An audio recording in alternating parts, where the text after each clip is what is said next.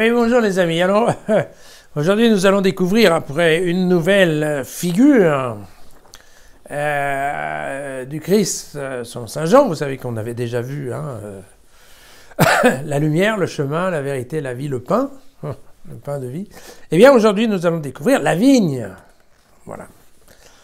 Nous serons donc dans un chapitre, nous faisons un passage en plus pour être maintenant au début du deuxième discours d'adieu, et nous sommes dans le chapitre 15 de l'évangile de Saint Jean, les versets 1 à 8. « Je suis la vraie vigne, et mon Père est le vigneron. Tout sarment qui en moi ne porte pas de fruit, il l'enlève, et tout sarment qui porte du fruit, il l'émonde, afin qu'il en porte davantage encore. Déjà, vous êtes émondés par la parole que je vous ai dite. Demeurez en moi, comme je demeure en vous. De même que le sarment, il ne demeure sur la vigne, il ne peut lui-même porter du fruit. Ainsi vous non plus, si vous ne demeurez en moi. Je suis la vigne, vous êtes les sarments. Celui qui demeure en moi et en qui je demeure, celui-là portera du fruit en abondance, car en dehors de moi, vous ne pourrez rien faire. Si quelqu'un ne demeure pas en moi, il est jeté dehors comme le sarment, il se dessèche, puis on les ramasse et on les jette au feu et ils brûlent. Si vous demeurez en moi et que mes paroles demeurent en vous, vous demanderez ce que vous voudrez et cela vous arrivera. Ce qui glorifie mon Père, c'est que vous portiez du fruit en abondance et que vous soyez pour moi des disciples. » Voilà. Alors, cette idée de la vigne, vous savez, c'est une très ancienne tradition biblique. Faut pas... Ici, il n'y a pas de créativité. C'est quelque chose qu'on a déjà retrouvé un petit peu partout dans l'Ancien Testament. Je vous cite quelques exemples. Nous avons dans le livre de Jérémie, au chapitre 2, verset 21. « Moi, je t'avais planté, vignoble de choix, tout entier en cépage franc. Comment as-tu dégénéré en vigne inconnue, aux fruits infects ?» Vous voyez que là, Dieu n'est pas très content du résultat. De même, au livre d'Ésaïe, au chapitre 5. « Que je chante pour mon ami le chant du bien-aimé et de sa vigne. Mon bien-aimé avait une vigne sur un coteau plantureux. » Je vous en passe. « Il en attendait de beaux raisins, il n'en eut que de mauvais. Pouvais-je faire pour ma vigne plus que je n'ai fait ? J'en attendais de beaux raisins, pourquoi en a-t-elle produit de mauvais ? La vigne du Seigneur, le Tout-Puissant, c'est la maison d'Israël, et les gens de Juda sont le plan qu'il chérissait. Il en attendait le droit, et c'est l'injustice.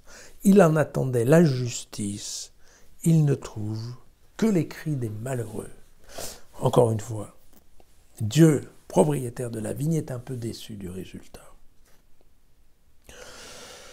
Et bien entendu, dans le psaume 80, on a aussi le même genre d'image. La vigne que tu as retirée d'Égypte, tu l'as replantée en chassant des nations.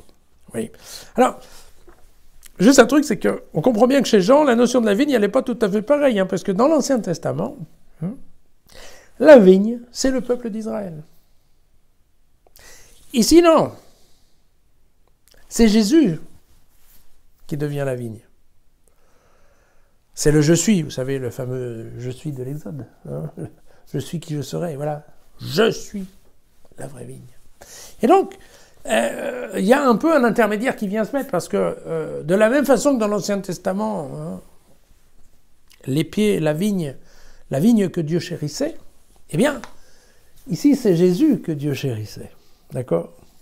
Et il y a toute cette image, bien entendu, qui est tout à fait agricole, qui est compréhensible pour les gens de Palestine à l'époque de Jésus, et encore aujourd'hui. C'est bien cette idée, en effet, des sarments, c'est-à-dire que nous, les disciples, nous sommes des sarments, et il convient qu'on reste accrochés au pied, à la vigne, parce que si on n'a plus la nourriture qui vient du pied de vigne, eh bien, effectivement, on ne donne pas de fruits, on se dessèche. Vous voyez que dans ce deuxième discours d'adieu qui va démarrer maintenant, on donne de toute façon qu'il y a une notion très forte de l'attachement du disciple à Jésus, qui doit se maintenir dans le temps.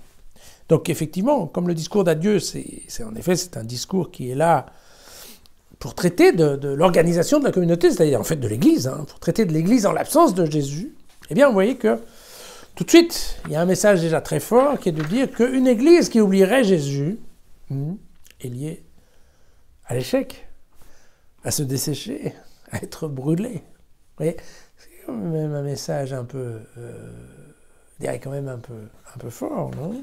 De nos jours, en tout cas. Dans combien de situations on se rend compte qu'éventuellement l'Église aurait un peu oublié Jésus. Et puis nous avons cette ouverture, alors aussi dans le verset numéro 7, vous voyez, une ouverture à la prière, voilà, qui est que vous demanderez ce que vous voudrez et cela vous arrivera. Donc vous voyez, encore une fois, cette description voilà, de ce que serait l'Église, eh bien c'est une Église qui non seulement doit rester fidèle à l'enseignement, à la parole de Jésus, mais qui en plus est une Église qui est là pour prier Jésus. Effectivement, prier Jésus. On verra ensuite, ce n'est que le Paraclète viendra pour nous aider, effectivement. Mais la prière, elle est bien là et elle s'envisage bien dans le sens, la prière au Fils.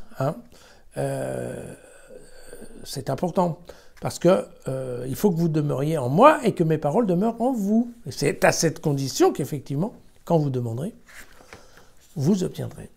Donc voilà, le dernier verset, il nous donne bien l'objectif ultime, qui est toujours de glorifier le Père. Ça, on retrouvera ça en permanence.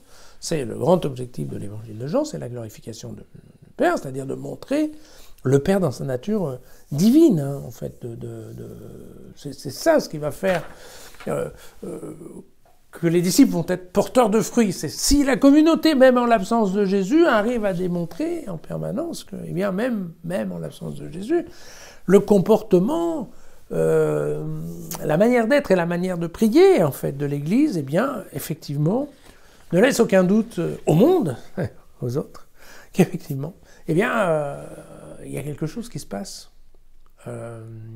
avec Dieu, au travers de Jésus. Donc c'est bien ça, la notion de porter du fruit, et comme vous voyez, donc une Église qui va rester soudée autour de Jésus. Et donc nous verrons les prochains jours, qu'il y a aussi la notion d'amour mutuel. Mais cette notion d'amour mutuel ne doit pas être déconnectée d'un amour qui se maintient pour Jésus, même en son absence. Voilà. À demain.